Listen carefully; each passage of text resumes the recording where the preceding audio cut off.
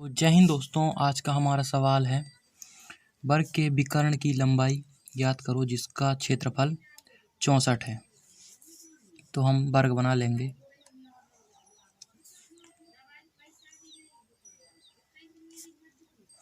ये रहा हमारा वर्ग। इसकी लंबाई हमें ज्ञात करनी।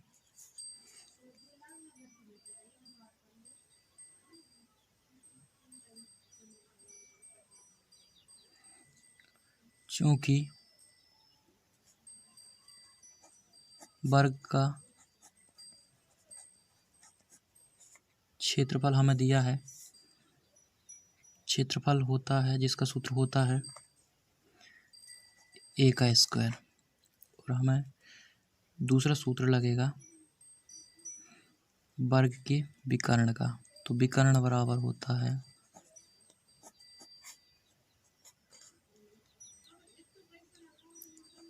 करनी तो a।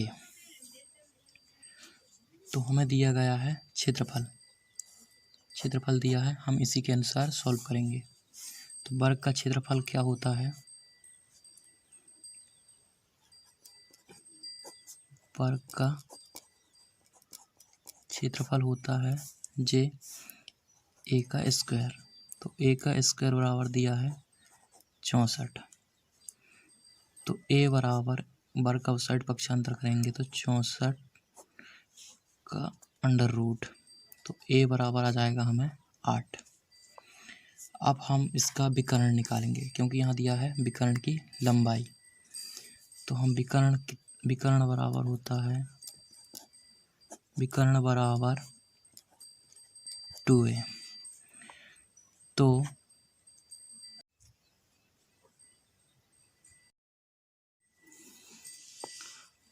हमारा अगला सवाल है, एक त्रिभुज की भुजा 10 सेंटीमीटर, 24 सेंटीमीटर और 26 सेंटीमीटर है।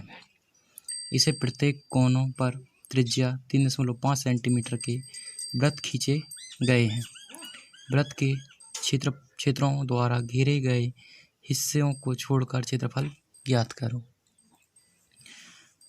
तो यह हमारा समकोण त्रिभुज है। तो ये हमारा समकोण त्रिभुज है ए बी सी। तो ये मान लेंगे हम 10, 24 और ये 26। तो इसमें कहा गया है कि प्रत्येक कोनों में वृत्त खींचे गए हैं। तो ये वृत्त हो गए, 3.5 इनकी त्रिज्या है। तो इसमें हमें सूत्रों की आवश्यकता पड़ेगी।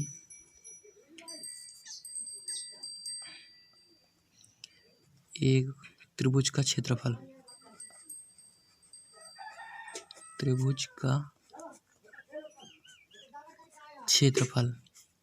जो होता है 1/2 गुना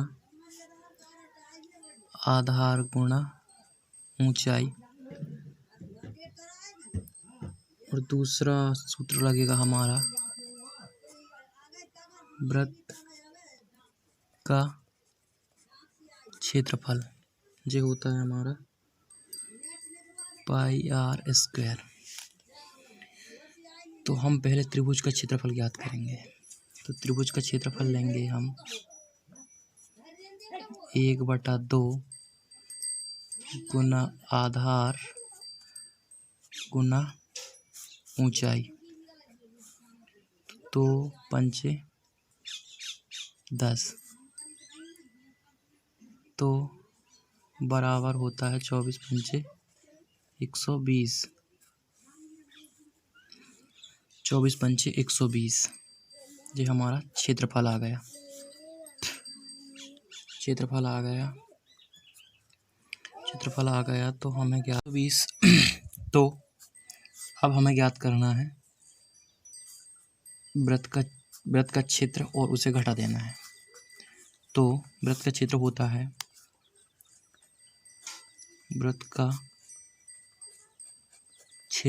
है पाई आर स्क्वायर।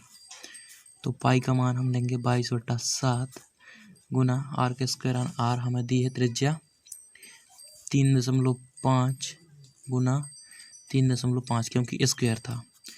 तो यहाँ पर से पॉइंट हटाएंगे, यहाँ 0 बढ़ाएंगे। 35 एकम 35, 35 दूनी 70, 2 गुना 2 से 11 बार। तो अब हम 11 गुणित 3.5, तो 11 5 55, हासिल 5, 11 33 और 5 38 जे। अब इसको इससे घटा देंगे तो 120 माइनस 38.5, तो यहाँ 5, 10 में से 5 गए तो 5, यहाँ 9, 9 में से 1 गए तो 8 गए तो 1, और यहाँ 11 बचा, 11 में से 3 गए तो 8।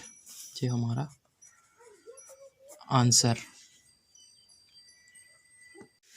तो आज का हमारा अगला सवाल है, किसी वर्ग और आयत का क्षेत्रफल बराबर है। आयत की लंबाई वर्ग की भुजा की लंबाई से 10 सेंटीमीटर अधिक है तथा चौड़ाई 5 सेंटीमीटर कम है। आयत का परिमाप क्या होगा? तो ये रहा हमारा वर्ग और ये रहा हमारा आयत। तो किसी वर्ग और आयत का क्षेत्रफल बराबर है, तो क्योंकि वर्ग का क्षेत्रफल बराबर होता है ए का स्क्वायर और आयत का क्षेत्रफल होता है एल गुना बी। तो वर्ग का क्षेत्रफल बराबर होगा आयत के क्षेत्रफल के। तो इसमें कहा गया है आयत की लंबाई वर्ग की भुजा की लंबाई से 10 सेंटीमीटर अधिक है, यानी कि ये 10 है तो ये 20 होगी लंबाई इसकी।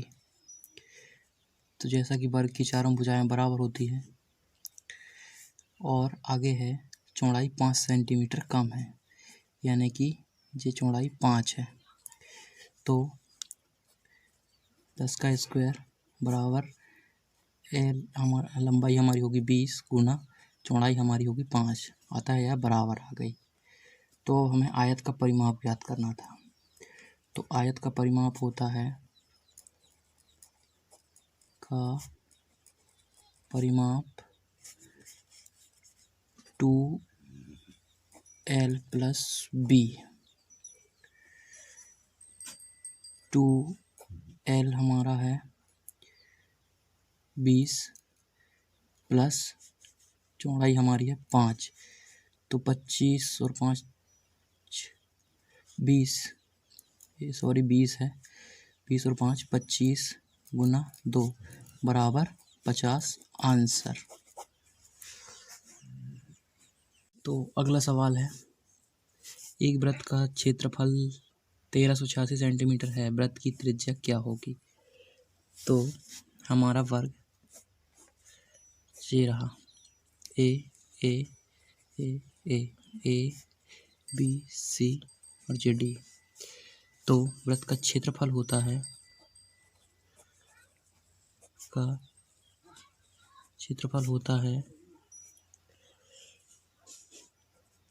पाई आर स्क्वायर।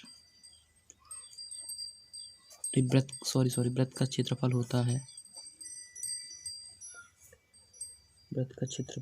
है हमारा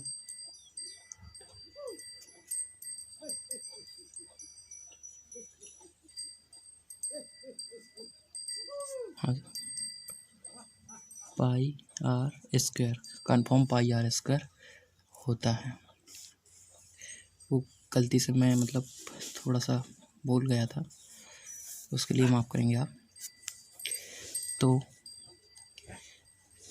पाई आर स्क्वायर बराबर 13 8 6, तो पाई का मान 22/7 बराबर 13/8/6। तो बराबर पक्षांतर करेंगे तो 13/8/6 गुना ये 7 भाग में गुना में जाएगा और 22 भाग में, तो 11 दूनी के 22, 11 एकम 11 बचे 2, 11 दूनी 22 बचे 6, 11 छिक्के 66, तो 2 से काटेंगे, 2 छिक्के 12 और 2 तीरी 6 गुना 7, तो